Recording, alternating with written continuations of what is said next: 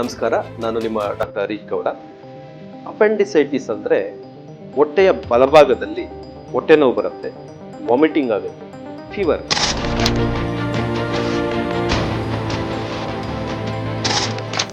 ಈ ಸಿಂಪ್ಟಮ್ಸ್ ನಮ್ಗೇನಾದರೂ ಇದ್ರೆ ಯೂಶುವಲ್ ಆಗಿ ಇದನ್ನ ಅಲ್ಟ್ರಾಸೌಂಡ್ ಸ್ಕ್ಯಾನ್ ಮಾಡಿ ನಾವು ಡಯಾಗ್ನೋಸ್ ಮಾಡ್ತೀವಿ.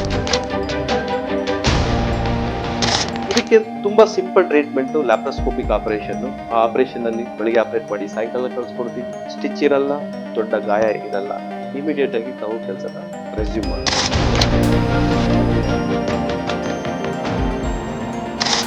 ಅಪೆಂಡಿಸೈಟಿಸ್ ಇನಿಷಿಯಲ್ ಸ್ಟೇಟ್ ಅಲ್ಲಿ ಇದ್ದಾಗ ನಾವು ಅದನ್ನ ಡಯಾಗ್ನೋಸ್ ಮಾಡಿ ಟ್ರೀಟ್ಮೆಂಟ್ ತಗೋಬೇಕು. ಅದನ್ನ ನೆಗ್ಲೆಕ್ಟ್ ಮಾಡಬೇಕು. ಕೆಲವು ಸತಿ ಅಪೆಂಡಿಕ್ಸ್ ಬರ್ಸ್ಟ್ ಓಪನ್ ಆಗುತ್ತೆ, ಹೊಟ್ಟೆಯಲ್ಲೆಲ್ಲ ಇನ್ಫೆಕ್ಷನ್ ಸ್ಪ್ರೆಡ್ ಆಗುತ್ತೆ.